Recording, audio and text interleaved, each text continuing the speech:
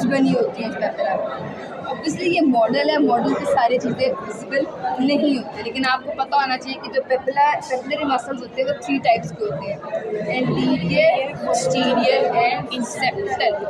ठीक है, फिर ये जो सेप्टल, ये सारे जो पेपिलर्स हैं, अगर आपने गौर किया होगा इसमें तो यहाँ पे आपको नज़र आ रहे हैं ये what are these,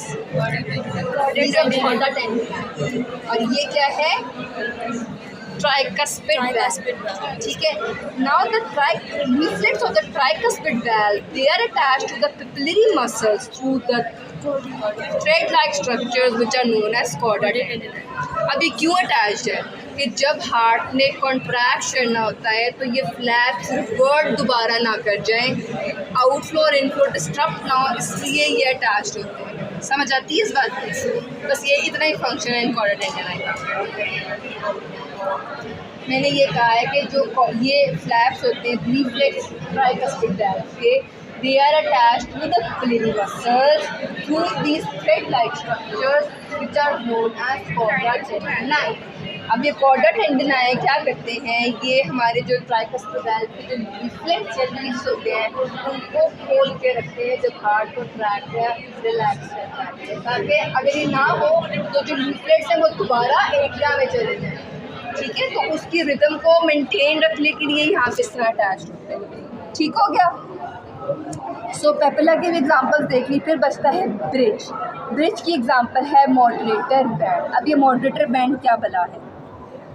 moderator band ये बला है कि जो हमारा इंटर वेंट्रिकुलर सेप्टम होता है, यानी कि जो दोनों वेंट्रिकल्स के दरमियान से ये बैंड अराइज करता है, and it is inserted into the right anterior papillary muscle. ठीक है, अब मैं तुम लोग एक तस्वीर दिखाती हूँ।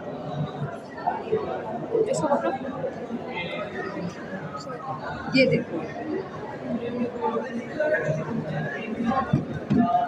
ये नज़र आ रहा है सबको? ये है एंटीरियर पेपिलरी मसल। ठीक हो गया, ये हमारे लीफलेट्स हो गए सारे ट्राइकस्पिड वैल्व के।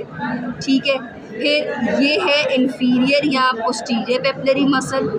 ठीक हो गया, और ये वाला जो सबसे छोटे वाला है ये है हमारा सेप्टल पेपिलरी मसल। ठीक है, अब सेप्टो मार्जिनल या मॉडरेटर बैंड क्या है? वो कहता है सेप्टो मार्जिनल या मॉडरेटर बैंड एक बैंड होता है which is an example of a bridge, जो कि इंटरवेंट्रिकुलर सेप्टम से अराइज करता है और इंटीरियर पेपिलरी मसल तक जाता है।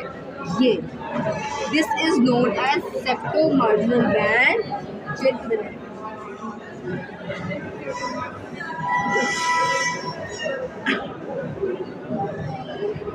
ये वाला ये है बच्चों septo marginal band which is arising from the interventricular septum to the anterior papillary muscle, and this is an example of a bridge. इसका नाम मॉडरेटर बैंड भी होता है, इसका नाम सेप्टो मार्जिनल बैंड भी है। अब इस सेप्टो मार्जिनल बैंड के एंड पे जहाँ पे वो एंटीरियर पेपिलरी मसल के साथ अटैच है, यहाँ पे एवी नोड पड़ा हुआ है। कौन सा नोड? AV node. ऐसे नोड का पड़ा था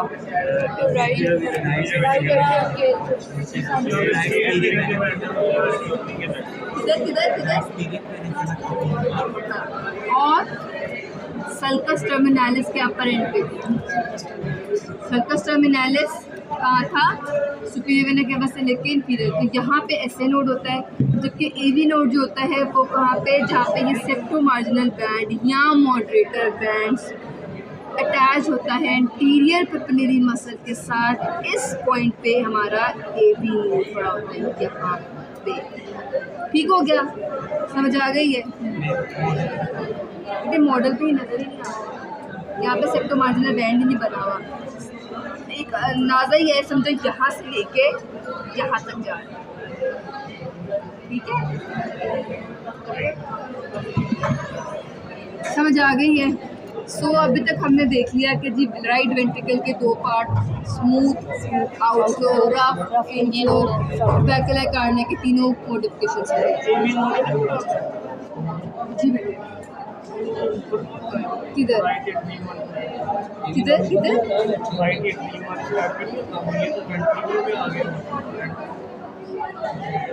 राइट एटीएम में क्या होता है?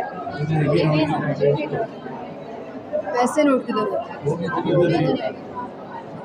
नहीं, मॉडरेटर बैंड पे भी ये भी नोट, यहाँ पे वहाँ पे वो था, बंडल ऑफ हिस था या कुछ था, there was something, conducting system में कुछ था। एक दफ़ा बुक से देख लेना, इन्फॉर्म कर लेना क्या था। यहाँ तक समझ आ गई है। Now coming to the left atrium के इंटरनली हम देखें तो इसके भी वही पार्ट होता है, सारा स्मूथ होता है, इसमें वेरी फ्यू रफ पार्ट होता है। स्मूथ पार्ट वो वाला है जहाँ पे चारों पल्मोनरी वेन्स आके ओपन होती है, ठीक है। इसके बारे में बस इतना ही। फिर आ जाओ जी left ventricle is conical to oval in shape. यहाँ पे आपको सारा रफ पार्ट नज़र आ रहा है, उसी तरह से rough inflow and smooth outflow. इसके आउटफ्लो पार्ट पे भी सेमिलर वॉल्व होते हैं जिसका नाम है एओर्टिक वाल्व, और the one which is leading from the left atrium to the left ventricle, इसको हम bicuspid या mitral valve कहते हैं। bicuspid मतलब दो कस्प, ठीक है। लेफ्ट वेंट्रिकल में दो पेपिलरी मसल्स होते हैं, राइट में तीन थे, यहाँ पे दो पेपिलरी मसल्स होते हैं। और ये इसका स्मूथ आउटफ्लो पार्ट है which is leading to the ascending aorta. Ascending aorta से फिर आ गया आर्च और फिर डिसेंडिंग एओर्टा। ठीक हो गया।